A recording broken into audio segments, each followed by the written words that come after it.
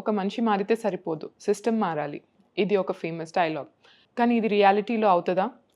తెలంగాణలో ఇప్పుడు ఒక ప్యాటర్న్ కనిపిస్తుంది. ఆల్మోస్ట్ ప్రతి week there is an ACB raid. Morning ఒక ఆఫీసర్ ఇంటికి ఏసీబీ వెళ్తున్నారు, ఈవినింగ్ అయ్యేసరికి ఒక పెద్ద లిస్ట్ బయటకు వస్తుంది.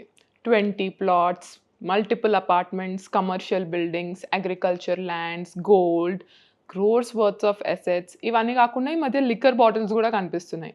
ఈ ఇయర్లోనే ఏసీబీ చాలా అసెట్స్ అన్కవర్ చేసింది. మార్కెట్ వాల్యూ 100 కోట్లు ఉంటాయి, 200 కోట్లు కూడా పోతాయి. ఆబ్వియస్లీ మన అందరికి ఒక డౌట్ వస్తుంది, గవర్నమెంట్ శాలరీతో ఇవన్నీ ఎలా పాసిబుల్, లైక్ హౌ పాసిబుల్ అవుతున్నాయి కదా. But let's look at numbers on ఎన్ని కేసెస్ అయినాయి ఇప్పటిదాకా. January 1st నుంచి July 17th వరకు తెలంగాణలో 137 cases were registered by ACB. ఇందులో 67 trap cases, 16 disproportionate asset cases, 18 corruption cases, 36 surprise checks ఉన్నాయి. అందులో మోస్ట్ ఇంట్రెస్టింగ్ మనం చూసే విజువల్స్ అన్నీ ఈ 16 డిస్ప్రపోర్షనేట్ అసెట్ కేసెస్ నుంచి వస్తాయి. మనం ఓవరాల్గా అసలు ఎన్ని కేసెస్ 1 డికేడ్లో లైక్ 10 yearsలో కేసెస్ ఎక్కువైనాయా అన్నది చూసుకుంటే 2016లో 112 కేసెస్ రిజిస్టర్ అయ్యాయి.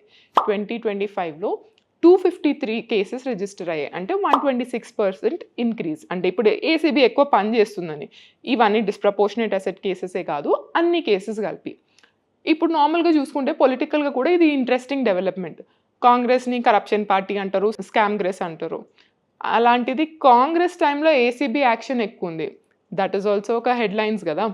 సీఎం రేవంత్ రెడ్డి రిపీటెడ్లీ ఒక పాయింట్ చెప్తున్నారు, అసలు ఒక్కొక్క ఆఫీసర్కి ఇంత ఆస్తి ఎట్లుంది, ఎవరు బినామీలు వీళ్ళు, ఎవరి పేర్ల మీద ప్రాపర్టీస్ ఉన్నాయన్న క్వశ్చన్ రేజ్ చేస్తున్నారు.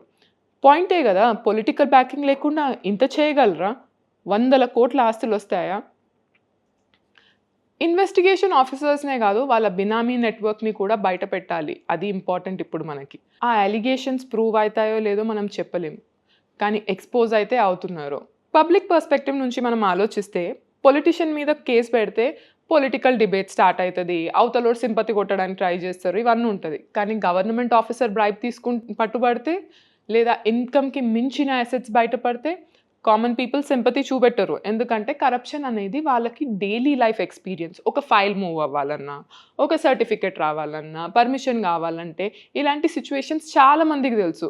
కాబట్టి ఇలాంటి రేట్స్ పాలిటిక్స్లో కాకుండా అకౌంటబిలిటీ కనిపిస్తుంది. మెగాస్టార్ చిరంజీవి పాపులర్ మూవీ ట్యాగూర్లో ఒక లైన్ గుర్తొస్తుంది, ప్రభుత్వ ఉద్యోగులతో పనిచేయించుకోవడం నీ హక్కు, దాన్ని లంచంతో కొనకు.